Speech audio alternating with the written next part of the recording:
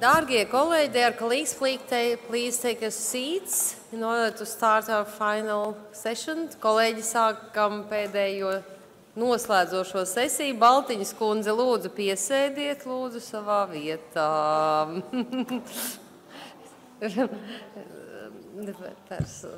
Runājām personīgi. Jā. Tātad, lūdzu visi, kas ienākuši. Everyone who has entered, please take your place. To finish our business. And then now some people are already got to the airport. Daži cilvēki devušies ir uz lidostu, bet tie ir varējuši šeit. Tātad sākam noslēgumu sesiju. Let us start the final session. Our task in this session is to listen to reports of work groups. Rapporteurs from each group will present their reports. The first work group will be the group number 1. The rapporteur is Annia Mazapša. Thank you. In the first work group, we discussed the DI process for people with mental disabilities, and there were 3 main ideas. The first one is that it is important to ensure their participation in the DI process, taking into account their views. The second one is that the social system needs to be changed, ensuring the flexibility of services, ensuring that it is tailored to personal needs. It is also necessary to use NGOs as resources because the governments and parliaments change every 4 years, but NGOs last for a longer time and they have resources to be used and also knowledge. When discussing whether people living in institutions could also adapt themselves to living among the community, we realize that it's not the question about their capabilities or abilities, it is about public support. There are several factors that need to be taken into account. The first one is best examples from other countries. Secondly, local communities need to get involved, admitting that people have mental disabilities and proposing the changes that could be made, introduced. Then other people could also admit that they have some mental disabilities. Even though we think that smaller municipalities have less resources, it is actually not true, because in smaller municipalities people know each other better and finding resources might be easier. It is necessary to educate the public. Yes, we know there are general campaigns on mental disabilities and what they mean, that people shouldn't be afraid of this fact. However, it's important to educate professionals, not only policemen and judges, but also such people as salespeople and policemen. Often disabled persons admit that they are discriminated on a daily basis in the mentioned environment.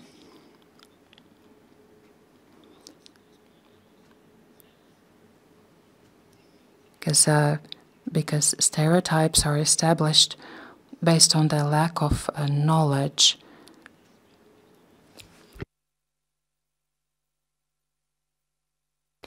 For instance, I can mention my own example. I used to have prejudices against the Arabs when I traveled in these countries, but it is just an imaginary thing in my head. We should also pay attention to families and the close people because it is the natural form of support that exists. The families need to be educated about disabilities. They also need to be informed about the community-based services. Very often people are placed in institutions because of a lack of options. In these situations, parents should not be blamed for the choice they have made. They may have been forced to make this choice.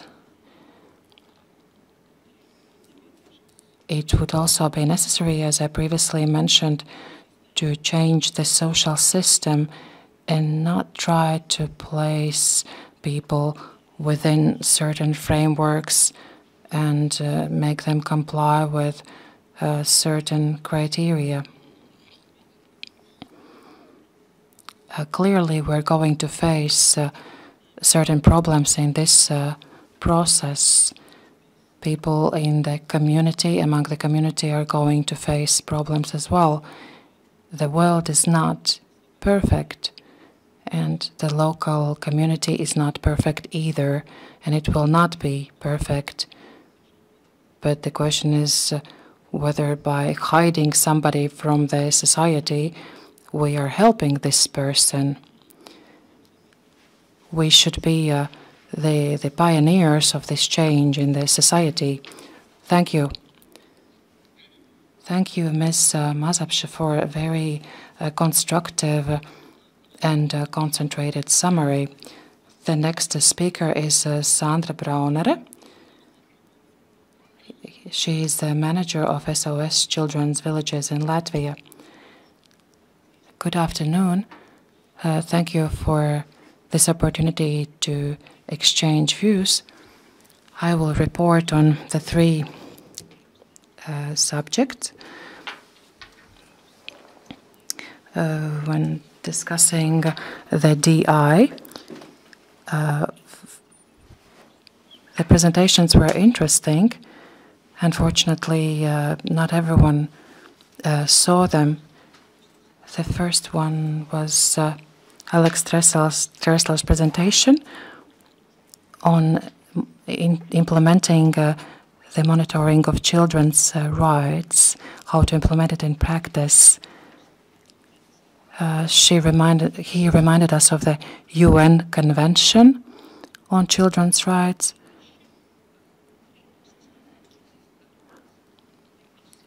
He stressed that sometimes it is not deliberate evil that we do to children. It is also something that we do not do that can harm children.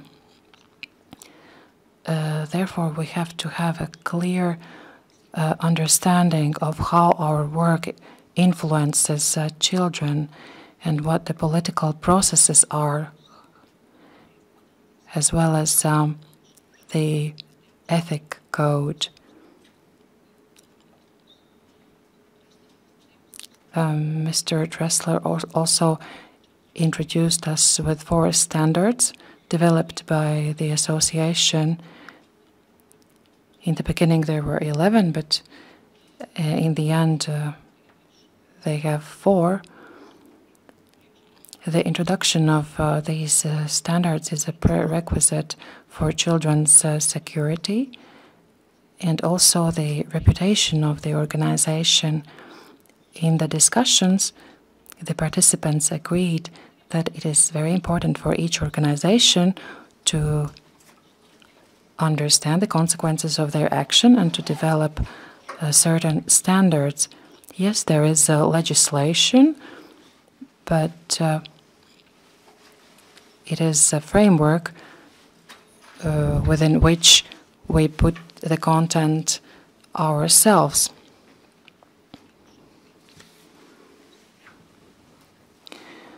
And speaking about various financing programs, there is often the requirement that what they do complies with the general requirements.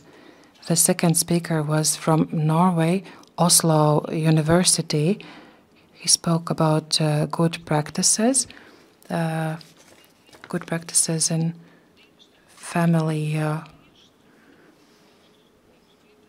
family-based care for children.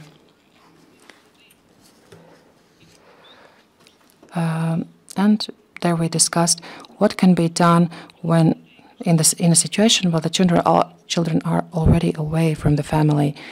But we need to work on preventing this so that families are trained.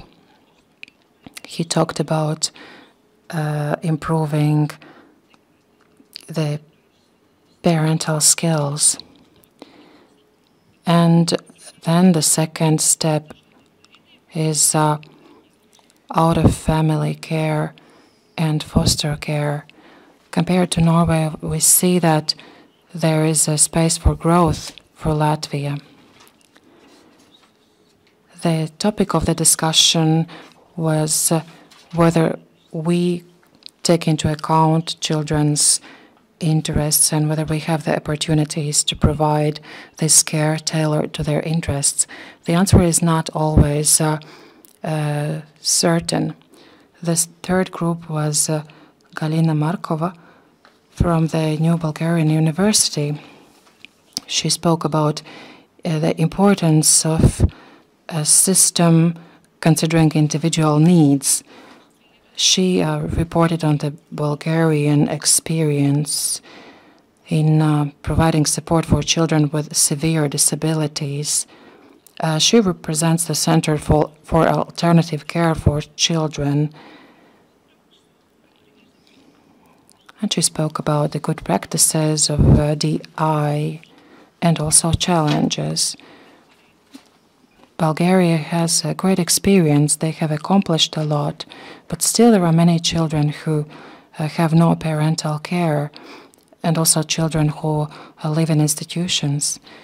One of the challenges is that it's very difficult to change public attitudes and stereotypes against children and also bad parents, if I may say so.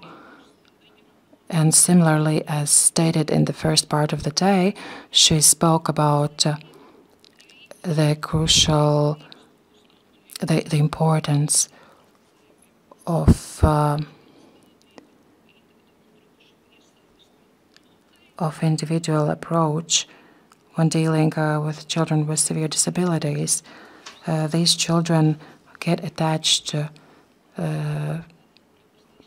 the one person that is important in their life, either parents or the caretaker.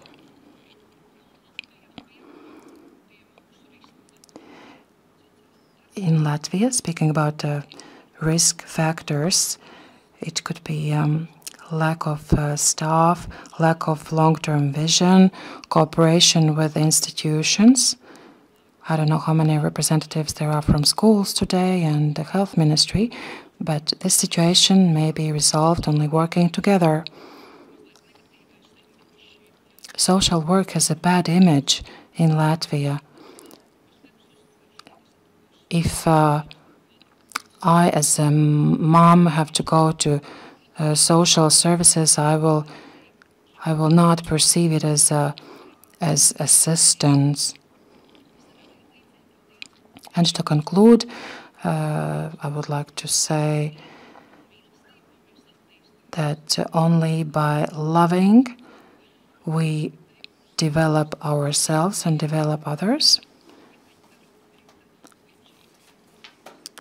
And Virginia Sotera, a U.S. family therapist, has stated that we need 4 hugs to survive, 8 hugs to live and 12 hugs to develop. We need to remember this in the context of children. Thank you.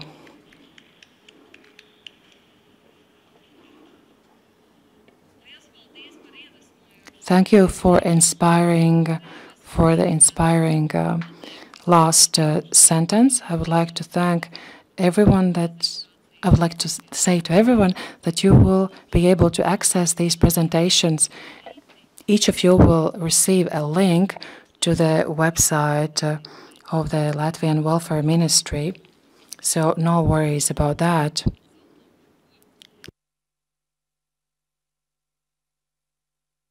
The next speaker will be Māris Grāvis. He's the chair of Association of Riga City Rūpju bērns. He worked in the third work group. I participated there, it was very interesting. Good evening, it's my pleasure to be here and present the results.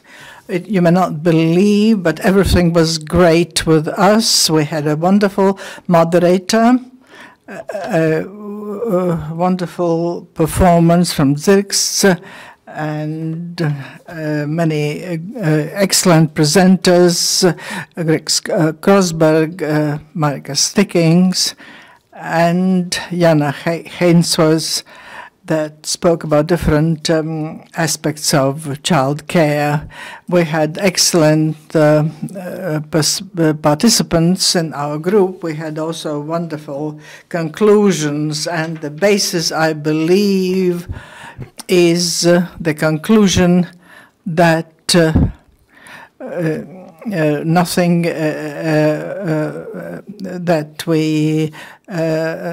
about us without us we can't take a decision instead of others.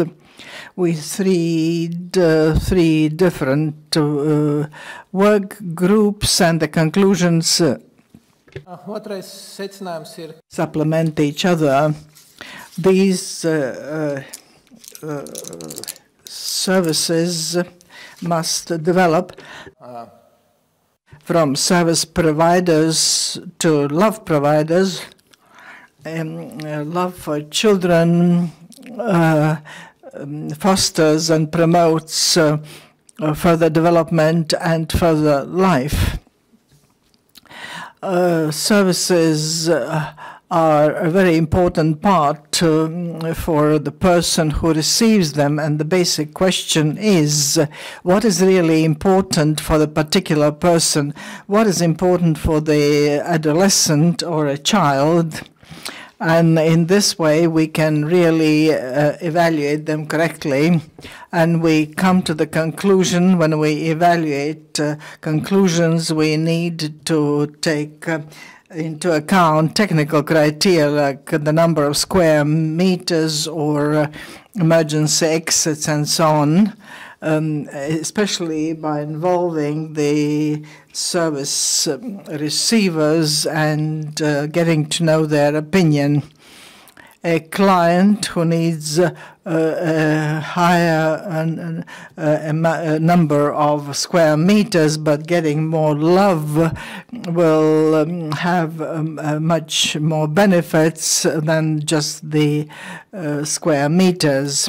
A compulsory precondition is that the person should have a choice to choose the services. If there's only one service or one service provider, we cannot provide the opportunity to choose, and we cannot secure qualitative services.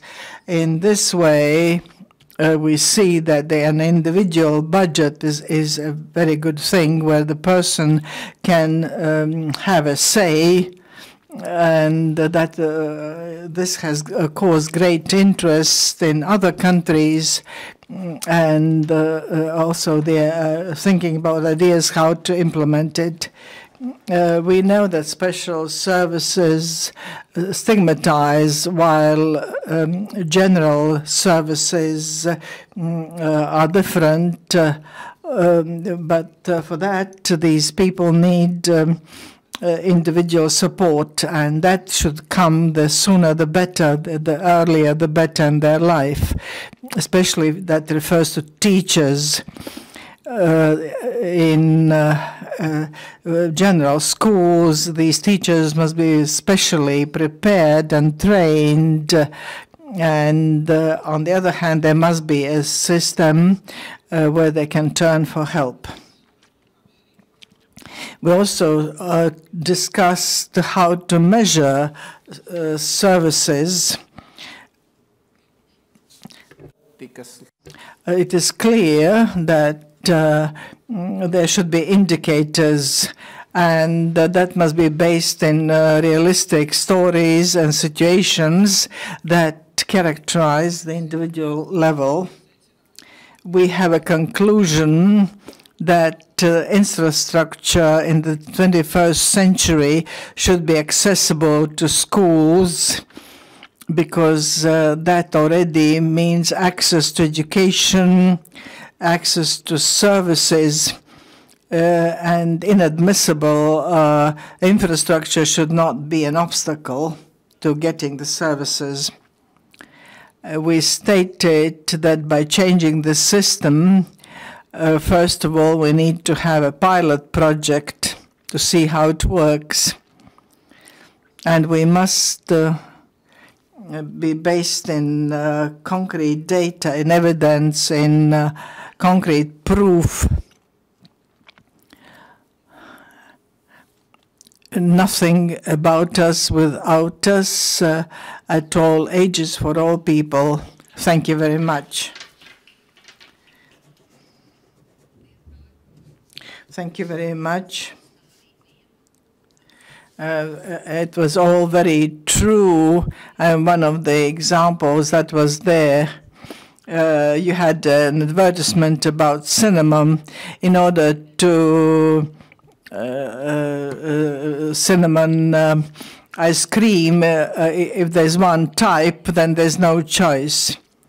And of course, as to individual budget, it makes sense if there is a choice and there is something to buy for that, because if there's only one service, it doesn't work. The family should be able to choose. And now it has come time for the final addresses. And here I have got 3 speakers. I would like to welcome you here. Aivars Lazarus, chairperson of Local Government Health and Social Issue Committee. And we see the Minister of Welfare visits us, and we have had very good contacts. I hope that Mr. Lazarus will confirm that all the facts that also our foreign experts established today. It is not only something that the Minister of Welfare has invented, but it is this event that is part of Europe and part of the world. And we also try to use the same words when we speak.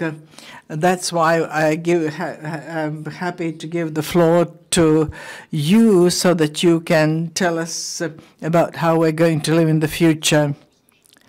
Now I can say good evening. It's already past 6. My presentation has been confirmed. It has been supported by the regional meeting, and of course everything develops, nothing remains the way it is, and there are many changes. Local governments are socially responsible partners, and we keep thinking, and we're active, and we're ready to participate. And many of the ideas that have been discussed here have also been addressed by our social workers and professionals. So what we shall certainly take a lot from what we have discussed today, but I also think that there are a few things that I might have changed in my presentation, but I wrote it before. We are all in the process of deinstitutionalization, which is a big challenge for us.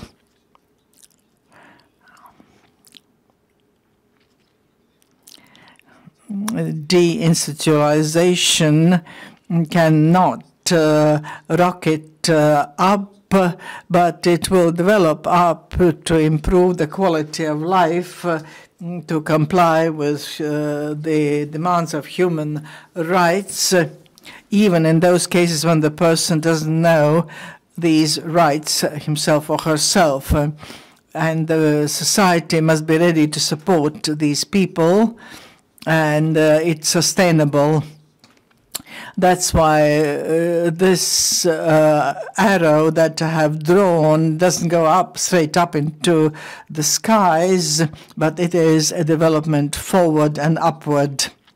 What we are concerned about, they are still topical, but of course, starting with the 1st of July, we are starting to work out a deinstitutionalization plan for the local governments.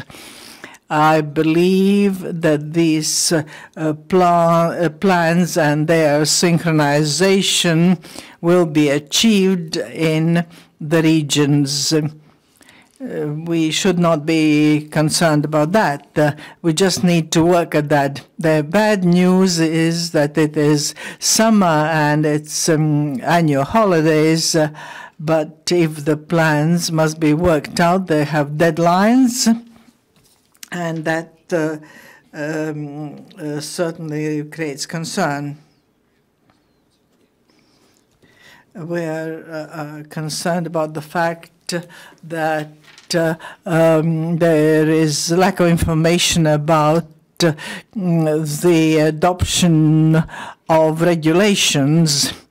Obviously, when they are ready, we shall have a discussion.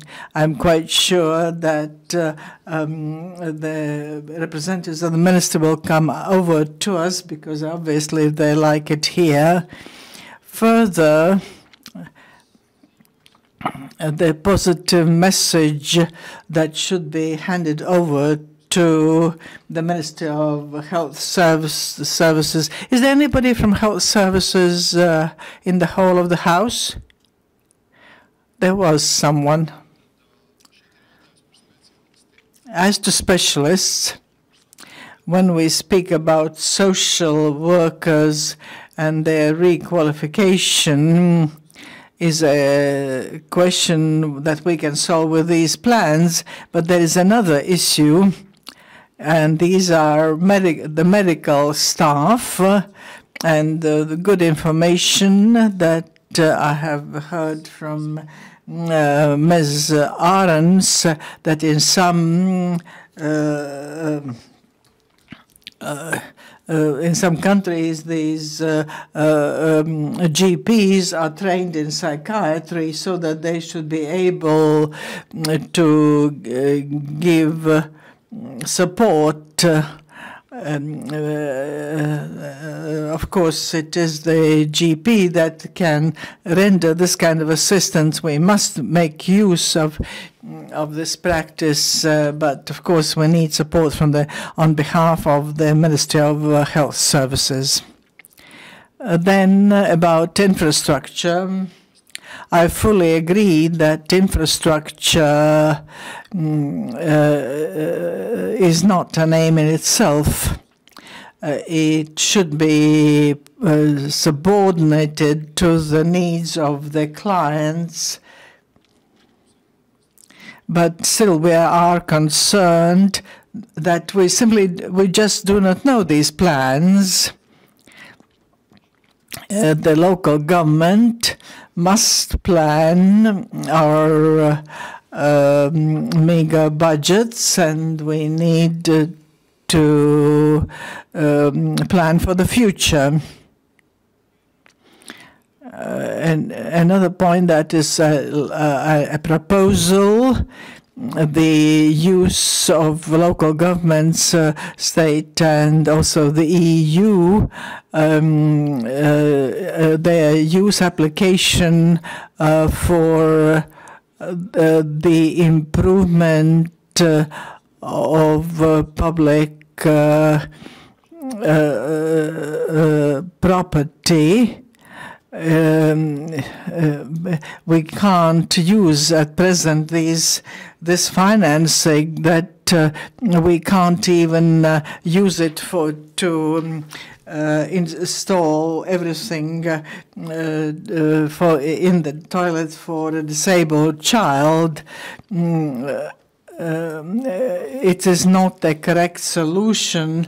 We try to go around this regulation in order to achieve it. We're also concerned that during the realization of the deinstitutionalization, these institutions will be closed down. What about the staff? What will they do? Where will they work? Even now, their financial status is not among the best. They do not really like comparison with prisons, but these people try to do this work to the best of their ability, and they try to help their clients. How effective is it, and what shall we do in the future? That's one issue, but also we need to think about the future of these people, of the staff. Now, non-interrupted development of the services, their sustainability, in the social sphere. In the future, we are thinking how we can manage to finish if we have started it as part of a national or EU plan. It will be closely linked to the next problem, to how we may be sure that our clients will not suffer, because we're talking about quality control and quality issues. I agree, totally agree that the main point is to provide love to these children and to return children to families. And people with mental issues might be in a different situation. There might be some reactions, negative reactions on the part of the community. Some mistakes might be made. The question is how to readapt these persons in the situations. We do not need homeless people or violence, as mentioned by previous speakers.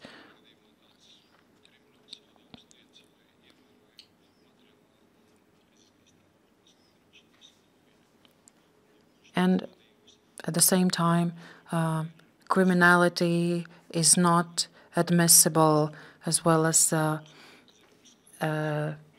deterioration of somebody's physical health.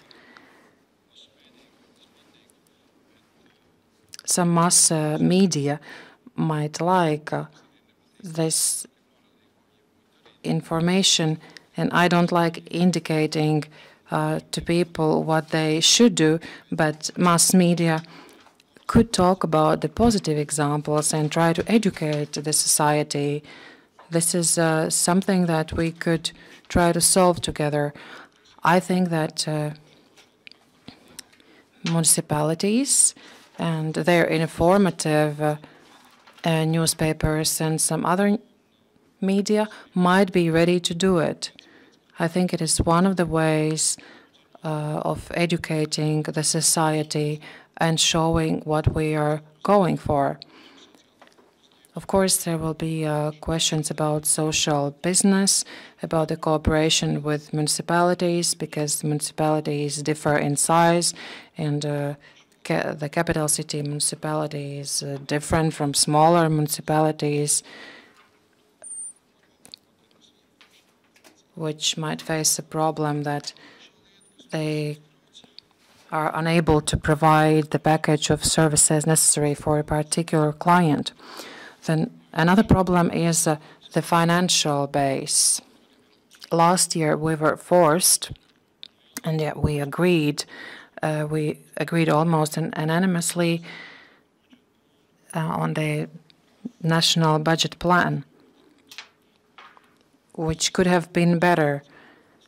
But we all understand the situation in the country, and now we need to think about the future. The financial law is not acceptable to most municipalities. There are problems with financing.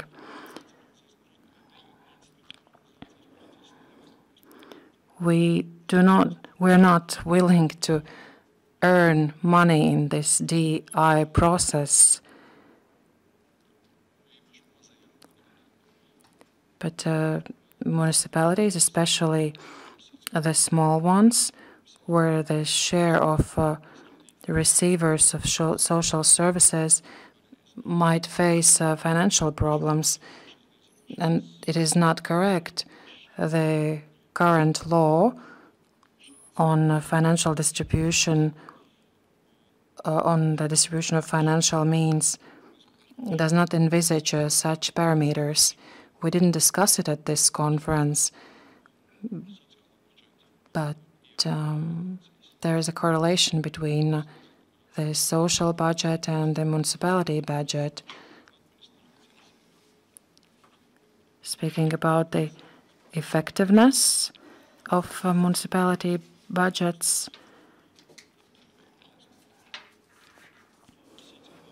we have chosen 15%.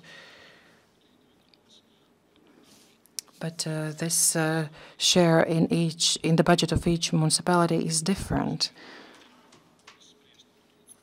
and it's difficult to say whether a municipality has worked well because it's difficult to measure. But speaking in general about the DI process that we are undergoing, the municipalities understand it.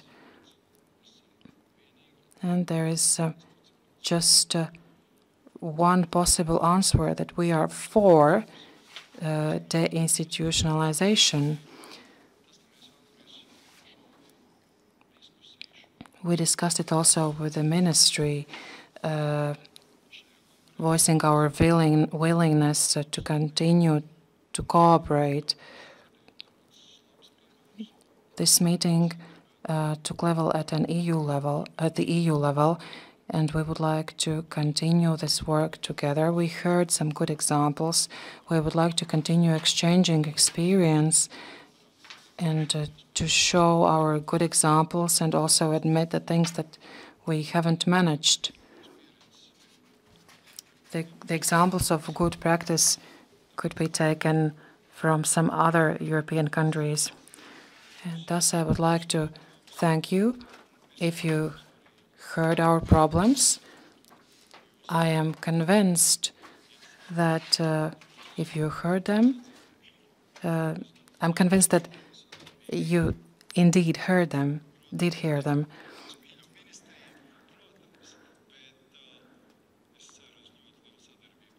I hope for cooperation with our welfare ministry, but also with institutions at the European level dealing with social problems. Thank you.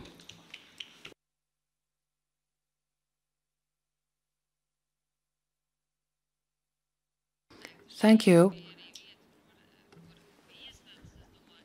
I think this was also the place where it was possible for everyone to exchange contacts. My experience shows that these people are very open to an exchange of contacts. Now I will give the floor to Ms. Barča. She determines the future of our laws. There are many proposals. The Saeima Parliament has received many proposals. And we see there are some future developments. We would really like to see how it is going to develop. And Mr. Schwarz asked us about it, and I promised to report on it after Ms. Barča's speech. Ladies and gentlemen, colleagues, good evening. I would like to thank all conference participants for rich presentations, active participation in the discussions, and opinion exchange. The Social and Work Committee of the Latvian Parliament is glad that today we have reached an agreement that everyone has the right to choose where to live and who to live with, participate in community life, and take decisions on their own life. The EU Convention on Persons with Disabilities marks a transition in the core principle on perceiving disability from the medical approach to the social one. We need to attain that the state of health is no longer seen as the main reason of disability, but the consequences of it on individual functioning disorders combined with obstacles created by the society. As stated by many of my colleagues, the creation of successful inclusive social policy is closely linked to solving general social and economic problems. A successful individual's evolution and integration are not possible if developing only social services. Several speakers today drew attention to the fact that alongside with social services in the DI process, a great importance is attributed to health, education, and transport services, as well as adequate housing, innovations, and employment issues. The high requirements for employees and the automation of industrial processes creates additional difficulty, and the risk of unemployment for persons with limited working capabilities who find it increasingly difficult to find adequate employment, gain legal income, and form their pension capital. Nothing can be done without us if it concerns us. I can confirm that the Latvian Parliament has accepted it by cooperating with social partners. And therefore, at today's conference, I would like to say in the name of the Parliament Social and Work Committee to Gunta Anča, the head of Sustento, and Andris Bērziņš, the head of Latvian Sumerians. Thank you. Latvia is also undergoing change. Therefore, these discussions have been especially worthwhile. At present, the Parliament's Social and Work Committee, as already announced by the Welfare Ministry, State Secretary Ieva Jaunzeme, is debating amendments to the law on social services and assistance. These legislative amendments will actually start a new reform on social services for 3 groups of service receivers: persons with serious disabilities, severe disabilities, called the second group of people with disabilities in Latvia, as well as children with severe functional disorders and children out of parental care. Dear colleagues, I would like to openly say to you today that by amendments in the social law, it is not going so easy. There are many proposals. Discussions are underway, but they are going to be difficult and long. And why? Because there are many big issues.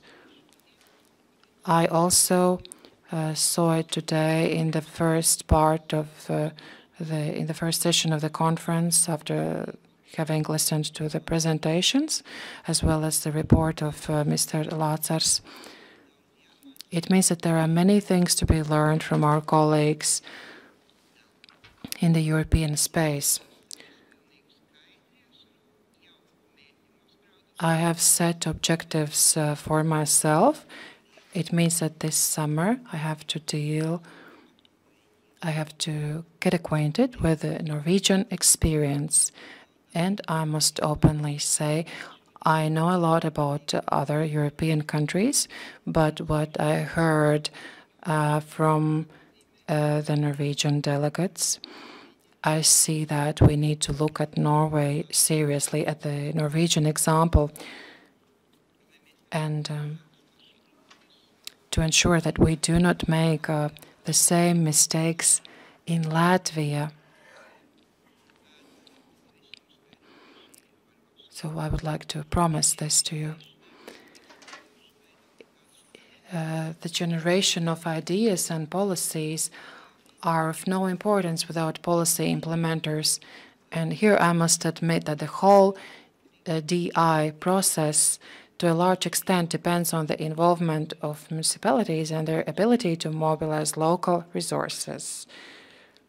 At the same time, we need to understand that our people deserve that we develop serious training programs, because people at municipalities need to be prepared to work with clients if we want them to return from care centers to our municipalities.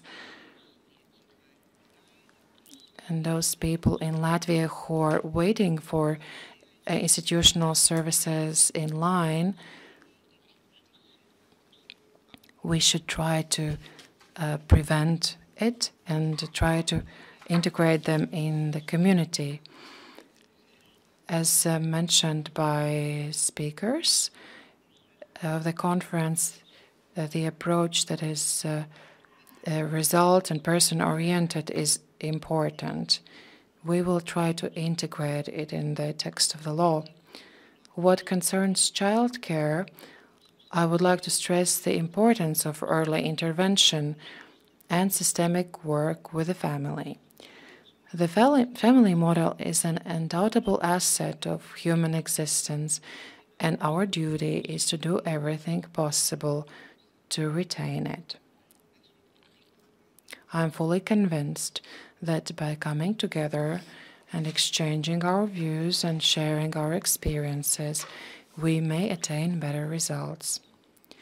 Despite the fact that each country has its own characteristics, the common trends do not differ significantly.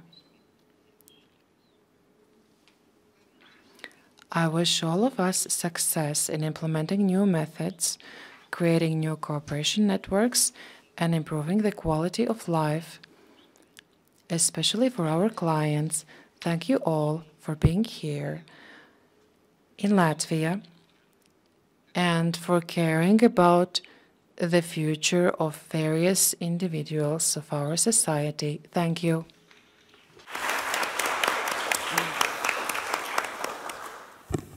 Thank you very much for Ms. Barča for these kind words. I believe that the Embassy of Norway and also the Nordic Council heard about it, and we can organize a trip to Norway, or their experts may come down to us to have a closer look once again at the way that they have covered. It's very important when we analyze the experience of other countries. and think what we could do in addition. Over the last 3 years, I have been working with the theme of deinstitutionalization, and I have understood that this is a process will go on. It cannot be reversed.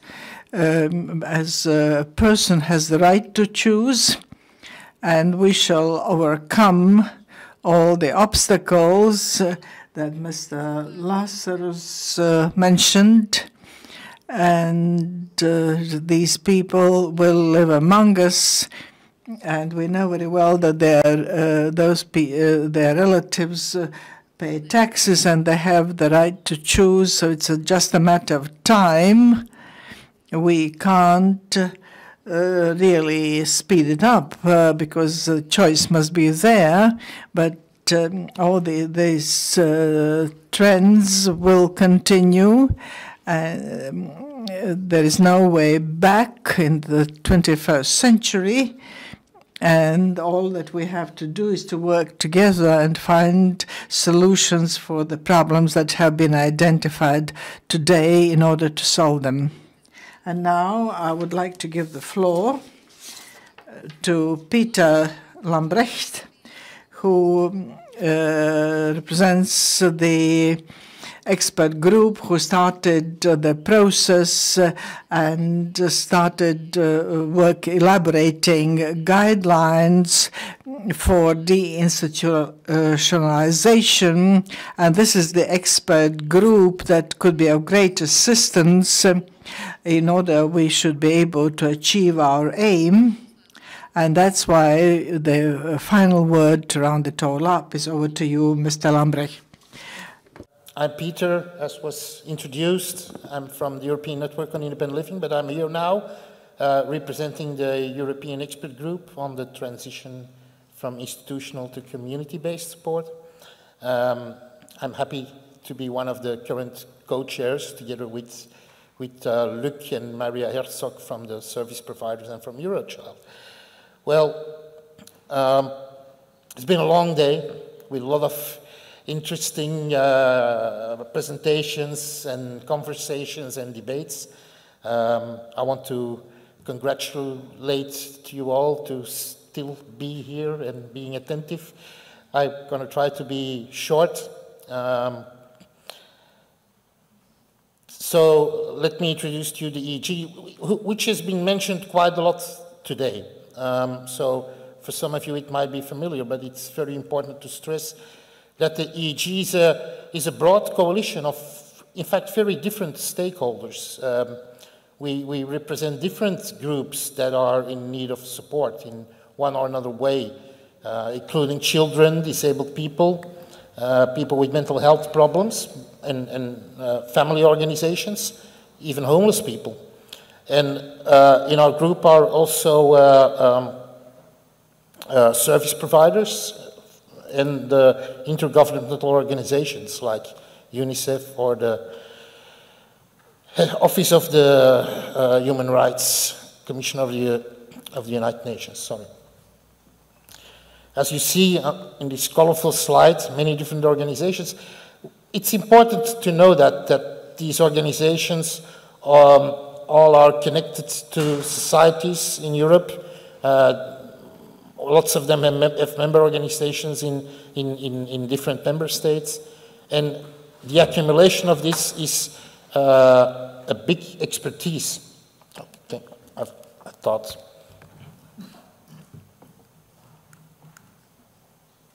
That's what I've said. And this is the colorful slide with all the logos that I was talking about. So all this knowledge brought together, all this expertise brought together gives a very strong group with and all very committed people who really are very much aware of the importance of this whole DI process. And in the name of this group, I also want to thank the Latvian presidency for bringing this subject up, this interesting conference. What have we done with our group? You see the internet link on the slide, the institutionalizationguide.eu. There you can find our EEG guidelines and a toolkit.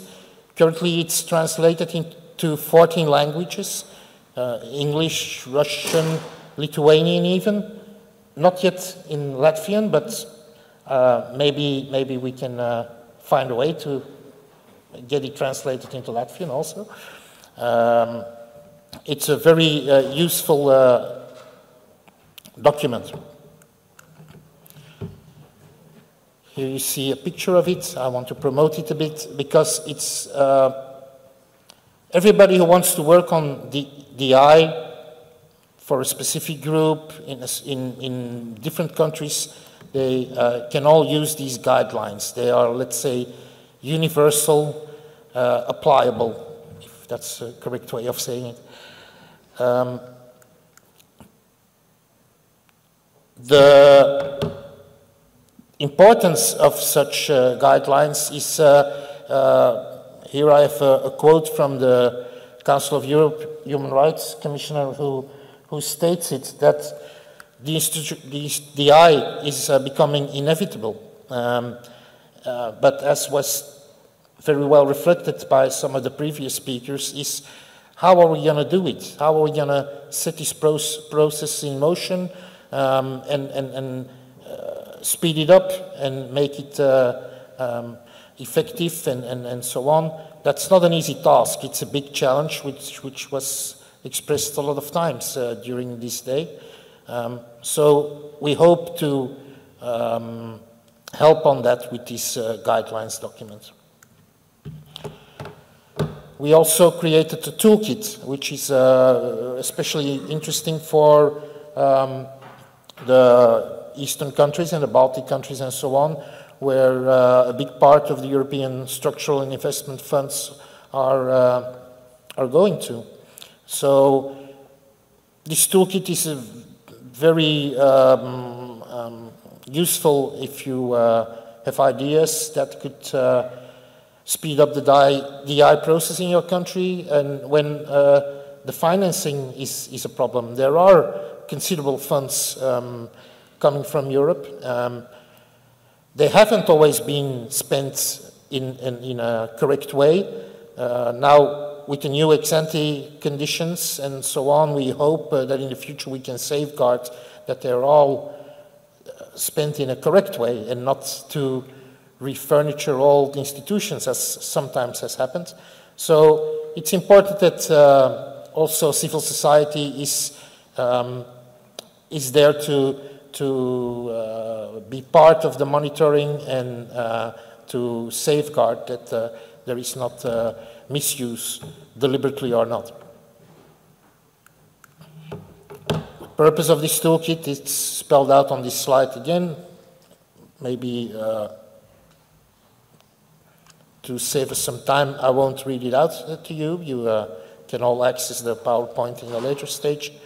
But I will spend a little bit more on our next slide, the EEG, because, of course, we have done more than producing guidelines and toolkits. With EEG, we regularly have internal meetings where we all come together with all this news from our big network throughout Europe, bring together good evolutions, good practices that we can share with each other, that we can inspire each other with. Also, the bad tendencies, also alarm bells go ringing in our group here and there when things are going not good. Especially since the beginning of the financial crisis, we see that some member states, things are going backwards.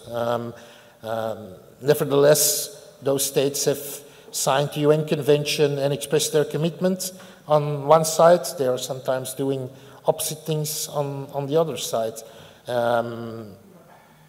We try to be as effective as we are with the limited resources. We have different task forces which take up different parts of the work. And regularly we have open meetings with the European Commission also, where we can go into dialogue about the things we hear happening in the countries the good things, the bad things, and we try to be a constructive and a positive influence there. We also have had a series of what we call country events or seminars, most of them in Eastern European countries, where we bring together a lot of stakeholders, and in fact it's focused on good implementation of these European structural and investment funds in a proper manner, that they really bring the institutionalization closer. We have a supportive role there, and we work together with members of ours in those countries, but also the officials on member state level are very much involved there. In a way, we also act as an advisory body in relation to reform of institutional care on different levels. Europe can consult us, member states can consult us. For instance, in Slovakia, when they had their action plan on the institutionalization, they asked for our input. Not that the final result is exactly what we would always have hoped, but still we managed to get some input, and we are very much welcoming these kind of questions, and we will do our best to answer to them.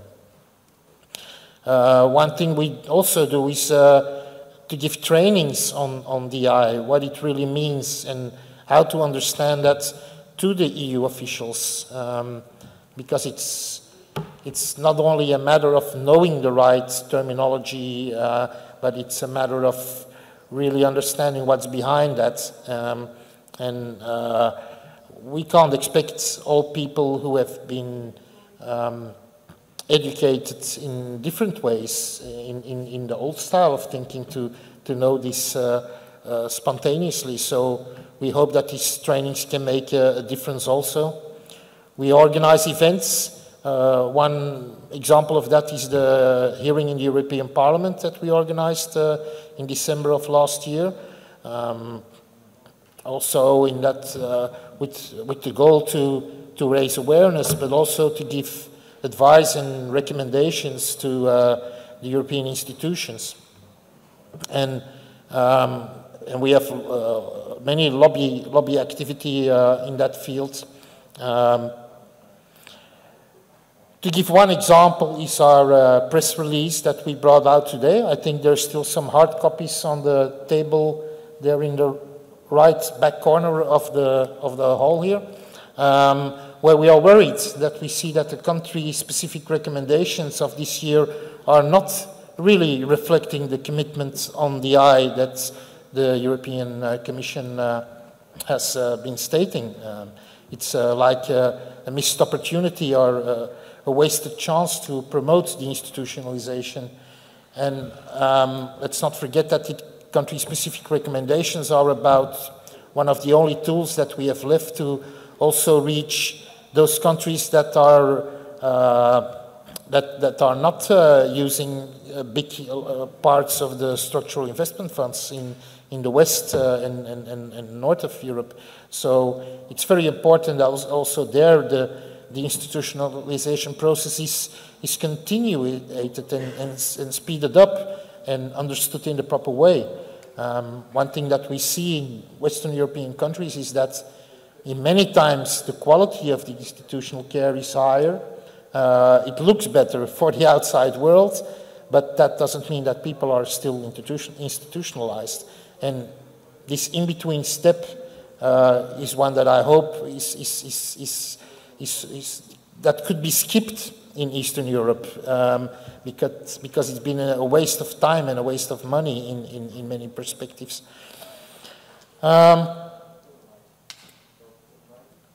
Yeah, to wrap up,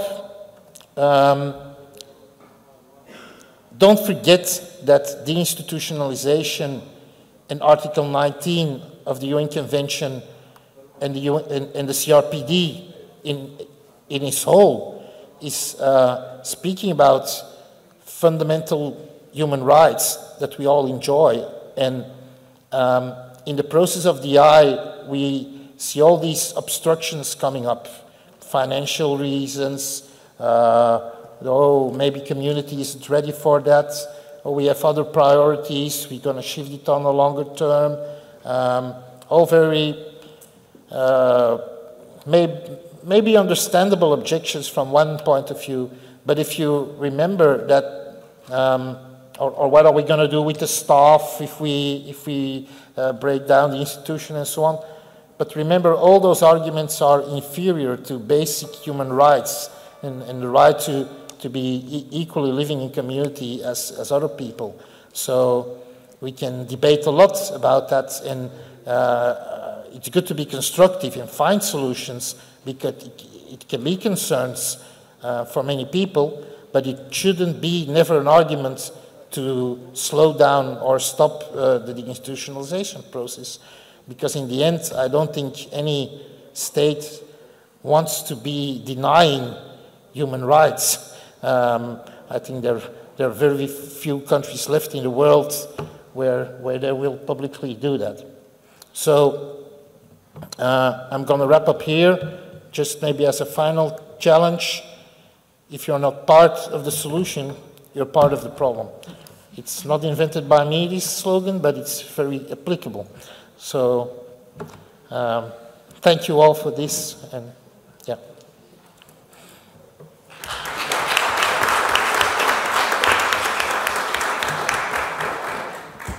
Paldies Lambrechts kungam. Thank you, Mr. Lambrechts, for reminding us the priorities, and the priorities are human rights. Thank you for reminding us that we need to find solutions and also the places where we may look for solutions. And the Commission promised to provide a Latvian translation 3 years ago, but I don't know what happened. I have seen both documents. They are indeed useful.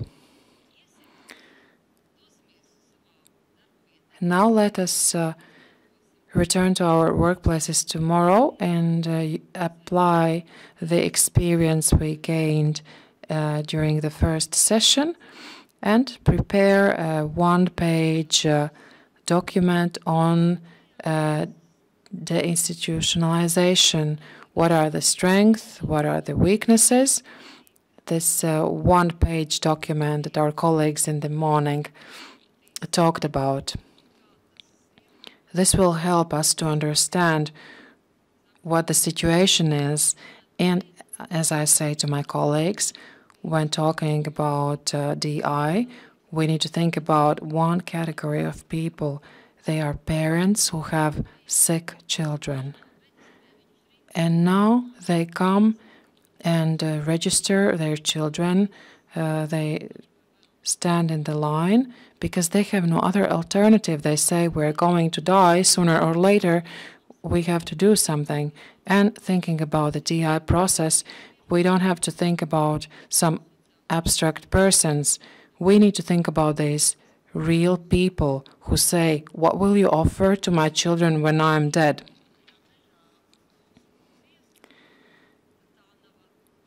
It is not a solution to say to the mother that there will be some institution.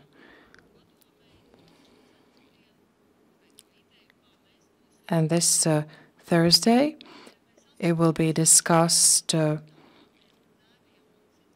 how to find solution for these parents after their death. People who have spent all their life in institutions will most likely finish it in the institutions, but those who have just come there, they shouldn't stay there, and we should guarantee it. And my partners from public organizations need to be thanked for their involvement. And Ms. Barch already thanked Zelda, as well as other partners. They take a part of the burden off our shoulders. It is very good that they do it. They organize groups of assistance. But we need to help them all together to provide this choice. Thank you, everyone, for participating in the conference today. The presentations will be available on the website. Enjoy dinner and have a good trip home and have a good day tomorrow. Thank you.